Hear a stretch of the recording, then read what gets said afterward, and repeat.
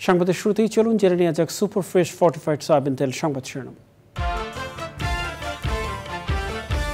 ফেনী, কুমিল্লা, নোয়াখালী সহ 10 জেলায় বন্যা পরিস্থিতির অবনতি, 2 জনের মৃত্যু। ঢাকা চট্টগ্রাম রেল চলাচল বন্ধ, সড়ক যোগাযোগে বিঘ্ন। আগাম সতর্কতা ছাড়া বাঁধ খুলে দেওয়ায় ভারত অমানবিক আচরণ করেছে বললেন তথ্য উপদেষ্টা। সম্পর্কে টানাপোড়েনে না গিয়ে সুষ্ঠু সমাধানের তাগিদ। এবং পাচার হওয়া অর্থ ফেরত আনতে সুইজারল্যান্ডের সহযোগিতার আশ্বাস, যৌক্তিক সময় সুষ্ঠু নির্বাচন হবে বলে বিএনপির আশা।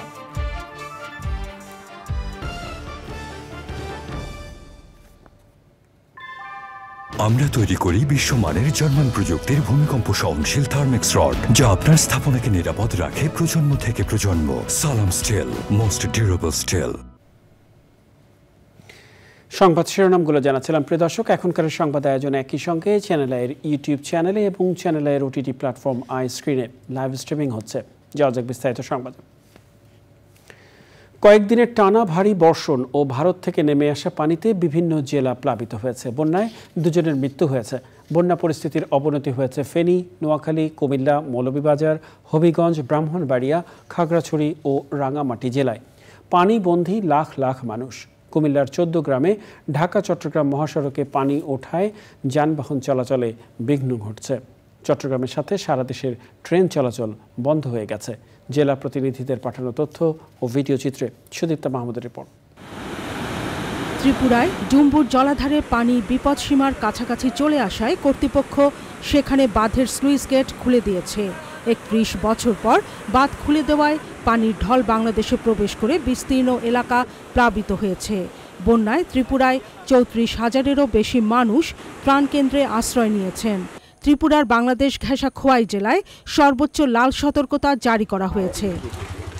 টানা বৃষ্টি ও উজানের ঢলে সীমান্তবর্তী নদীবেষ্টিত মৌলভীবাজার জেলার 5টি নদ নদীর পানি বিপদসীমার ওপর দিয়ে প্রবাহিত হচ্ছে। জেলার কমলগঞ্জ, কুলাউড়া ও বড়লেখা উপজেলায় 50টির বেশি গ্রাম প্লাবিত হয়েছে। ফেনীর পরশুরাম ও ফুলগাজী উপজেলার সাথে নতুন করে প্লাবিত হয়েছে ছাগলনাইয়া উপজেলা। বন্যা দুর্গত এলাকার গ্রামীণ সড়ক ও ফসলি মাঠ ডুবে গেছে। মুহুরী, কহুয়া ও সিলোনিয়া নদীর পানি বিপদসীমার অনেক ওপর দিয়ে প্রবাহিত হচ্ছে। নোয়াখালীতে বন্যা নিয়ন্ত্রণ বাঁধের ভাঙনের স্থান দিয়ে পানি প্রবেশ করে ডুবছে জনপদ। পানিবন্দী হয়ে রয়েছে প্রায় 20 লাখ মানুষ। বন্ধ ঘোষণা করা হয়েছে জেলার সব শিক্ষা প্রতিষ্ঠান। জেলার 9 উপজেলার মধ্যে মাইজদি, সেনবাগ, সোনাইমুড়ি, চাটখিল, বেগমগঞ্জ, কবিরহাট ও সুবর্ণচরের নতুন নতুন এলাকা প্লাবিত হয়েছে। বৃষ্টির পানিতে ডুবে গেছে আমন বীজতলা সবজির মাঠ। এখন বন্যাটাকে অনেক অসুবিধা গায়ে গায়ে ছড়াতে পারে আর ওরা হানি বাড়িঘরে ডুবেছে, ঘরের ভিতরে পানি ঢুকে গেছে। কুমিল্লায় গোমতী নদীর পানি বিপদসীমার 70 সেন্টিমিটার ওপর দিয়ে প্রবাহিত হচ্ছে। চট্টগ্রাম মহানগর ফটিকছড়ি, মিরসরাই, হাটহাজারী ও সাতকানিয়ার নিম্নাঞ্চল প্লাবিত হয়েছে। ডুবে গেছে দোকানপাট ও ঘরবাড়ি। 24 ঘন্টার ব্যবধানে আবারও খাগড়াছড়িতে বন্যা দেখা দিয়েছে। পৌর এলাকা সহ জেলা সদরের বিস্তীর্ণ এলাকা প্লাবিত হয়েছে। পৌর বাস টার্মিনাল ডুবে গেছে। আর গত 24 ঘন্টায় 2বার পানি উঠছে। মানে এরকম অবিশ্বাস্য বন্যা আগে কখনো দেখি নাই আমি। 2 তারিখ প্রথম হচ্ছে 2 তারিখ, পরে 18 তারিখে অলরেডি পানি উঠছে। আর এর মধ্যে আবার ঘুমতে ঘুরতে দেখতেছে আজকের মধ্যে পানি। আর আমরা সকাল দিকে পানি বাইতে আছে, এখনো পানি বাড়িবার সম্ভাবনা বেশি। রাঙামাটির বাঘাইছড়িতে কয়েকদিনের টানা বৃষ্টি ও পাহাড়ি ঢলে সৃষ্ট বন্যায় মাইন ও কাচলং নদীর পানি বিপদসীমার ওপর দিয়ে প্রবাহিত হচ্ছে। দীঘিনালার কবাখালীতে সড়কের একাংশ পানিতে ডুবে যাওয়ায় বাঘাইছড়ির সাথে দূরপাল্লার যান চলাচল বন্ধ রয়েছে। সাজেকে আটকা পড়েছেন কয়েকশো পর্যটক। Sudipta Mahmud, channel I. কোনো ধরনের আগাম সতর্কতা না দিয়ে বাঁধ খুলে দেয়ায় ভারত অমানবিক আচরণ করেছে বলে মন্তব্য করেছেন অন্তর্বর্তী সরকারের তথ্য ও আইসিটি উপদেষ্টা নাহিদ ইসলাম। অন্তর্বর্তী সরকারের উপদেষ্টা পরিষদের বৈঠক শেষে আনুষ্ঠানিক সংবাদ সম্মেলনে তিনি বলেন, ভারত বাংলাদেশের সম্পর্কে যেন এ নিয়ে কোনো টানাপোড়েন না হয় সেজন্য সুষ্ঠু সমাধান করতে হবে। চক্রবালিথার রিপোর্ট। প্রধান উপদেষ্টার বাসভবন ও কার্যালয় যমুনায় অন্তর্বর্তী সরকারের উপদেষ্টা পরিষদের দ্বিতীয় বৈঠকে সভাপতিত্ব করেন প্রধান উপদেষ্টা অধ্যাপক মোহাম্মদ ইউনুস। উপদেষ্টারা ছাড়াও গুরুত্বপূর্ণ মন্ত্রণালয়ের সচিবরা বৈঠকে উপস্থিত ছিলেন। দীর্ঘ বৈঠক শেষে বিকেল ৩টায় আনুষ্ঠানিক ব্রিফিং করেন অন্তর্বর্তীকালীন সরকারের ৩ উপদেষ্টা। প্রথমে উপদেষ্টা রেজওয়ানা হাসান বলেন, সর্বোচ্চ গুরুত্ব দিয়ে বন্যা পরিস্থিতি মোকাবেলার সিদ্ধান্ত হয়েছে। এই বন্যা পরিস্থিতিতে যারা পড়েছেন, যারা ভুক্তভোগী, তাদের জন্য আমরা কি করব, সরকারের মধ্যে আমরা কেমন করে সমন্বয় করব, একই সাথে এই বন্যার কারণ কি, ভবিষ্যতে এই রকম বন্যা যেটা বলা হচ্ছে যে ফেনীতে এক রকমের নজিরবিহীন, সেটা এড়িয়ে চলতে আমরা কি করতে পারি, এসব নিয়ে আলোচনা হয়েছে। আমাদের সিদ্ধান্ত হয়েছে যে সর্বোচ্চ গুরুত্ব দিয়ে বন্যা উপদ্রুত সবকটা জেলাতেই উপদেষ্টা মণ্ডলীর সদস্যরা যাবেন। বন্যা মোকাবেলায় ব্যবসায়ী সহ সকলের সহযোগিতা চান উপদেষ্টা নাহিদ ইসলাম। কোনো ধরনের আগাম সতর্কতা এবং প্রস্তুতি নেবার সুযোগ না দিয়েই এই যে বাঁধ খুলে দেওয়া হয়েছে, এটির মাধ্যমে ভারত অমানবিকতার পরিচয় দিয়েছে এবং বাংলাদেশের সাথে অসহযোগিতা করছে। আমরা আহ্বান করব, আমরা আশা করব যে দ্রুত সময়ের মধ্যে ভারত বাংলাদেশের জনগণ বিরোধী এ ধরনের নীতি থেকে সরে আসবে এবং আমরা কিভাবে একত্রে বাংলাদেশের জনগণ এবং ভারতের জনগণকে এ ধরনের প্রাকৃতিক দুর্যোগ থেকে রক্ষা করতে পারি, সে বিষয়ে সুষ্ঠু সমাধানের পথ বের করতে হবে। বাংলাদেশের মানুষ এই বিষয়টি নিয়ে, শিক্ষার্থী এবং জনগণ ভারতের এই নীতি নিয়ে কিন্তু ক্ষুব্ধ এবং বাংলাদেশের জনগণ দীর্ঘদিন ধরে বাংলাদেশের যে পানির ন্যায্য হিস্সা সেটির জন্য আন্দোলন করছে, সেটির জন্য কথা বলে আসছে। তো আমরা আশা করব যে ভারত বাংলাদেশের সম্পর্কের ভিতরে কোনো টানাপোড়েন যাতে না রাখা হয় এবং একটা ন্যায্যতার ভিত্তিতে যাতে ভারত বাংলাদেশের রাষ্ট্রীয় সম্পর্ক প্রতিস্থাপন করা হয়। উপদেষ্টা আসিফ মাহমুদ এই সংকটকালে জাতীয় ঐক্যের আহ্বান জানান।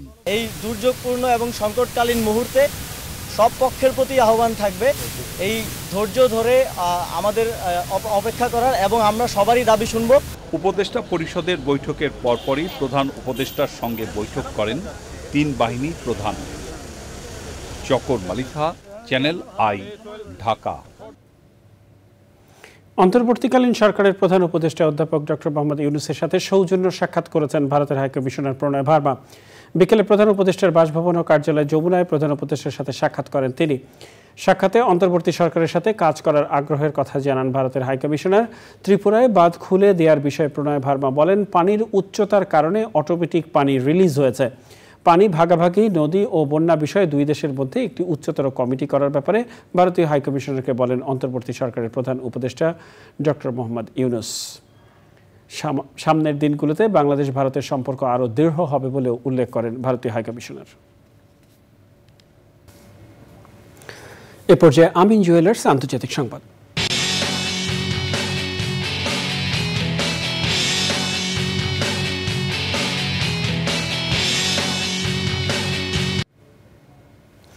গাজায় অব্যাহত ইসরায়েলি হামলায় দেইর ই বালা ও খান ইউনিসে 22 ফিলিস্তিনি নিহত হয়েছে। এছাড়া উত্তর গাজায় সালাহ ই দিন স্কুলে আশ্রয় নেওয়া ফিলিস্তিনিদের ওপর হামলায় 4 জন নিহত হয়েছে। ভয়াবহ এই হামলার নিন্দা জানিয়েছে জাতিসংঘ। এদিকে কাতারে অনুষ্ঠিত যুদ্ধবিরতির আলোচনা ফলপ্রসূ হয়নি। এমনকি মার্কিন পররাষ্ট্রমন্ত্রী ইসরায়েল সফর করে যুদ্ধবিরতি, বন্দী মুক্তি ও জিম্মিদের মুক্তির বিষয়ে কথা বললেও এখনও ওইসব ব্যাপারে দৃশ্যমান অগ্রগতি হয়নি। গাজায় দ্রুত যুদ্ধবিরতি বাস্তবায়নে ইসরায়েলের প্রধানমন্ত্রীর সাথে কথা বলেছেন মার্কিন প্রেসিডেন্ট জো বাইডেন। কৃষি সংবাদ।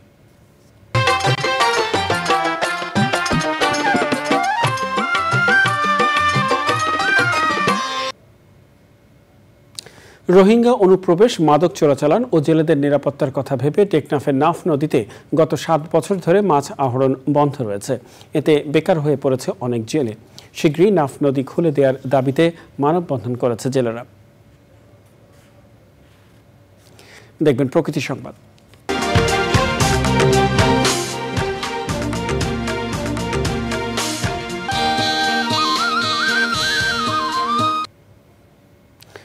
বৈষম্য বিরোধী ছাত্র আন্দোলনে শহীদ স্কাউট মুগ্ধর স্মরণে প্রকল্প মুগ্ধ নামে বৃক্ষরোপণ কর্মসূচি শুরু করেছে শরীয়তপুর মুক্ত রোভার স্কাউট গ্রুপ। রাগব সবুজ প্রতিপাদ্যে জেলার বিভিন্ন শিক্ষা প্রতিষ্ঠান, সরকারি বেসরকারি অফিস প্রাঙ্গণ এবং রাস্তার বৃক্ষরোপণ করবে সংগঠনটি। পরিবেশ বিপর্যয় রোধ ও প্রাণ প্রকৃতি রক্ষায় দেশকে সবুজায়নে এমন উদ্যোগ সমাজের জন্য অনুকরণীয় বলছেন পরিবেশবাদীরা। এক্সিম ব্যাংক বাণিজ্য সংবাদ।